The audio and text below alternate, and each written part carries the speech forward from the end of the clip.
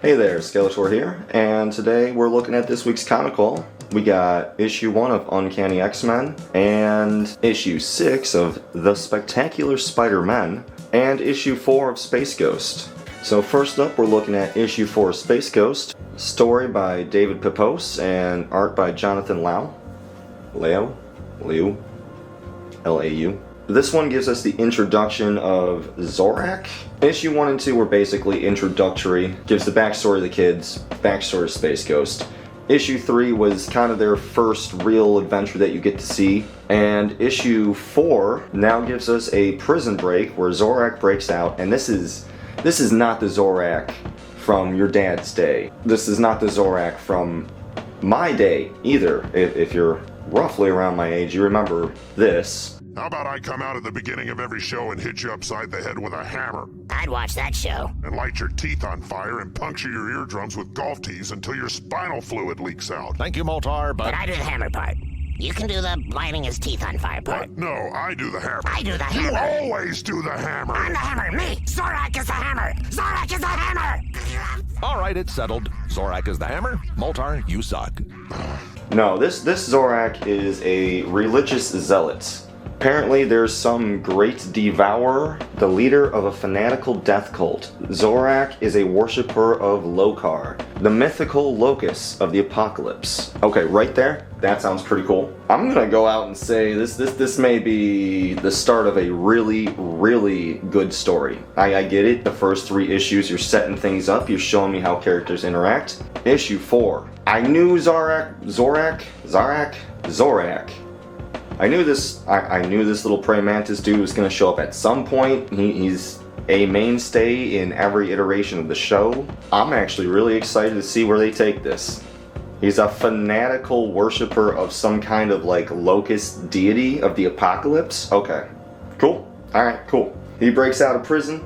Space Ghost dips out to go deal with that, leaving the kids alone. The kids get a call that there's a hostage situation, and they decide to go deal with that on their own, while Space Ghost gets his butt kicked by Zorak's robot minion. Unfortunately though, even though Space Ghost managed to deal with that, turns out the kids' hostage situation is actually Zorak. The art is definitely good. When I say this out loud, it doesn't sound like a lot's happening. It sounds like it's going to be a very short issue. Truth be told, Dynamite Comics doesn't print, big, long issues, so it actually is a pretty short issue. But even though I can summarize this in like 2 sentences, it took a minute to get through.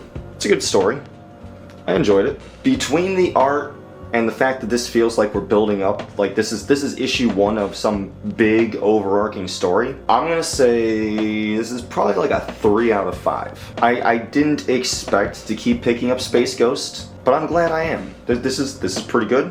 I'd recommend it. Although what threw me off is this is $4.99. Usually Dynamite is pretty cheap and Marvel's the expensive one. So I don't know what to make of that, but I'm gonna say a solid 3 out of 5. Maybe a 2.5, just because it's so short, but I love the artwork. The story feels like it's really going somewhere. I'm gonna say it's a 3 out of 5. And next up, we have issue 6 of The Spectacular Spider-Man, story by Greg Weisman, not really sure, and art by Humberto Ramos. And right off the bat, you can tell this is all Humberto Ramos. That man has a very special and particular art style. It is both grotesque and beautiful at the same time. I absolutely love what he does. Even if the story's not good, I'm still gonna check it out just because I absolutely love this man's artwork.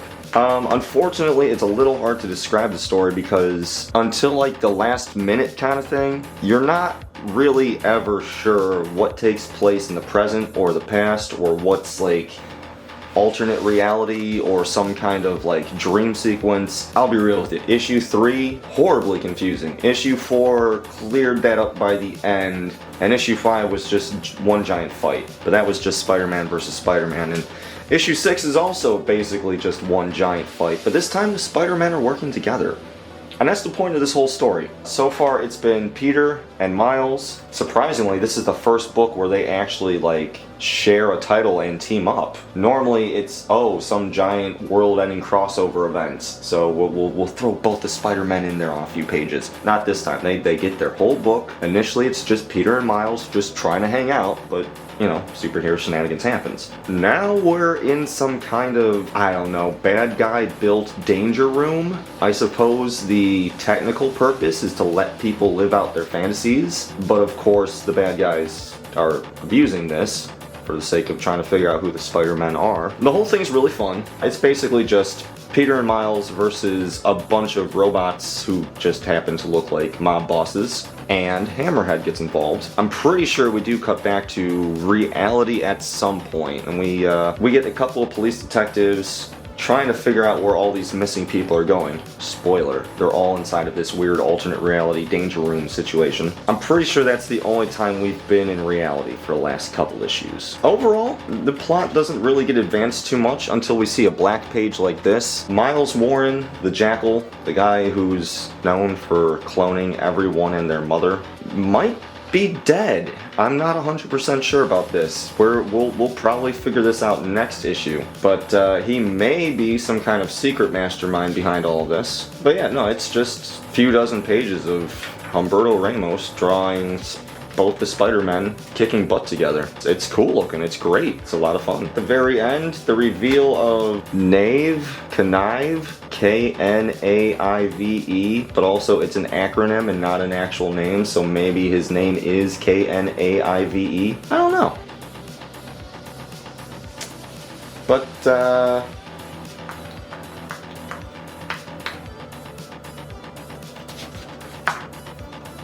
I don't know. It's a fun issue. The plot doesn't really get advanced at all, but I love the artwork so goddamn much. I'm gonna say 3. Honestly, it should be like a 2. As much fun as it is, it doesn't really go anywhere. So I'm gonna say 2, but that artwork, oh my god. That artwork kicks it up a notch. I'm gonna say that's a 3. We're putting this on the same level as Space Ghost, that's a 3. Oh, also the Deadpool's and Wolverine soundtrack is out now. You can go pick up the 2 LP vinyl if you want. And this brings us to our top pick of the week, Uncanny X-Men #1, which I didn't realize until the camera was on. I picked up the variant edition. I don't know what the real cover looks like, but I picked up one of the variants. Anyway, full-on spoiler alert, Jubilee's the only one on the cover who isn't in the story. I don't know where she is. I don't know why they put her on the cover if she's not in it, but she's not in it.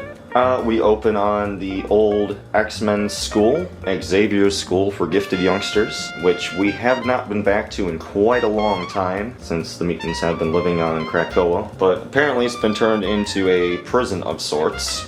If you read Free Comic Book Day, you would know the very first prisoner is Professor X. He's being kept hidden in the basement. We see Dr. Ellis getting a tour of the Westchester facility. We check out the Cerebro room. We get our very first prisoner, you know, outside of Professor X. This might be Professor X, I doubt it though. Since their island nation of Krakoa fell, mutants have been left adrift across the globe, including the former members of the X-Men. But can Professor Xavier's dream live on? We open with what should be a familiar scene at this point. Logan visiting a really old dude who he saved way back in the day. And on his deathbed, the guy asks for Logan. Logan shows up. The guy has one mission left for him. We don't know what it is yet. All we know is that he's been handed a bottle. I assume it's booze. We'll figure out where that goes. That was really just kind of like a little teaser for what's to come. Then we skip over to, we're about 40 minutes from Mexico City. And it's Gambit and Rogue meeting up with Wolverine to fight a giant snake on top of a pyramid. That goes about as well as you could hope. It's a lot of fun. This is really just, we're doing some cool stuff. Although, it should be noted, there are 2 eyes of Agamotto. Doctor Strange has one of them. This snake thing has the other until Gambit steals it and makes a promise, or a bargain, I guess. The deal is, I'll give you back the eye of Agamotto, which just seems stupid right there. But you have to move to Antarctica, not eat any people for 1 whole year, and then I'll give it back to you. Just seems stupid, but okay, whatever. So the dragon flies off. How come the X-Men are dealing with this and not S.H.I.E.L.D. is just beyond me, but whatever. We cut back to Scott, who's in the main X-Men book, and he's got a mission for the X-Men. And then we cut to what appears to be a young woman running through the woods, being chased by murderers. And you would think this is the mission that Scott is sending Rogue, Gambit, and Wolverine on. Oh, you gotta go save this chick. She's probably a mutant. No, the more they hurt her, the more she transforms into like a deer person. And then just kind of runs off until she gets caught by, we don't actually know who yet. Again, it's issue 1. We don't know who everybody is, but the Endling, I guess. They keep mentioning the name the Endling. And then we cut back to our team, and it turns out Scott didn't send them to go save this chick. They sent them over to we're heading down to Mississippi, and we're heading to the children's cancer ward. Little kid's got a tumor, and he just really wanted to talk to the X-Men. Of course, as soon as they get there, he touches Rogue, and this is the weird part. He touches her, and instead of like, she absorbs something from him, she just says, his hand, it's cold. And then the kid goes into a seizure and says, they're coming. You have to help them. One of them is the Endling. And then he's dead. It's honestly, it's kind of a big traumatic moment. I'm not gonna say this stops the story dead in its tracks, because this was honestly, this was kind of a big emotional moment, the way they play it off. This is like, holy shit, ouch. But I feel like this is going to become a bigger moment later on. Right now, this is just a hard-hitting emotional moment. But I feel like it'll be important later. We cut to the team leaving after that. I make it sound so callous, but it was a whole big thing. They dip out and head over to Louisiana. We meet one of Gambit's old associates, friends, adopted family members possibly. We're not really sure. He lets the crew stay there for the night. They have a long talk around the campfire. And at the very end of that talk, Wolverine realizes somebody's getting close. They have horse hooves. Everybody gets ready for a fight, and then we get some new mutants, I'm gonna guess. Teenagers. I'm gonna say they're mutants. I'm gonna assume they're mutants being hunted. Also, they have a horse. Also, there's a chance this horse might be that deer chick. I kinda doubt it. Oh, and there's a bonus page of content if anybody wants to scan this. It's not... Bonus page is something new they're trying with the X-Men books. It's not necessary to the plot, so it's okay if you miss it, but that's one more page you're not getting if you're not scanning a QR code. I paid for this page. I'm letting you enjoy it. After the fall of X-Men, after the fall of Krakoa, the fall of the X-Men, we have been slowly, 1 month at a time, rolling out new stories. We've got Uncanny X-Men just came out, NYX, and regular plain old X-Men. Out of the 3 of these, well, technically there's 4. There's like Astonishing X-Men or The Fabulous X-Men or something. I don't know. I'm not reading that one. It comes out next month, but I'm not picking that up. That's absolutely 0 people on that team I care about. Out of the 4, technically 3, I guess. Regular X-Men was okay. I picked that up mainly because I want to know where all these characters are landing after everything went to hell. I may drop the regular X-Men. Uncanny X-Men, that was good. That was, I felt like I got my money's worth for that one. That was a solid story. I like Wolverine, I like Nightcrawler. Rogue and Gambit are pretty cool. I got no problems with Jubilee, but you know, it'd be nice if she actually showed up. And then we've got NYX, which I honestly can't tell you if that's a good story or not, but it is a fun story. So I'm definitely gonna keep reading that one. Definitely gonna pick up the next issue of Uncanny. Not sure if we're gonna keep going with regular X-Men.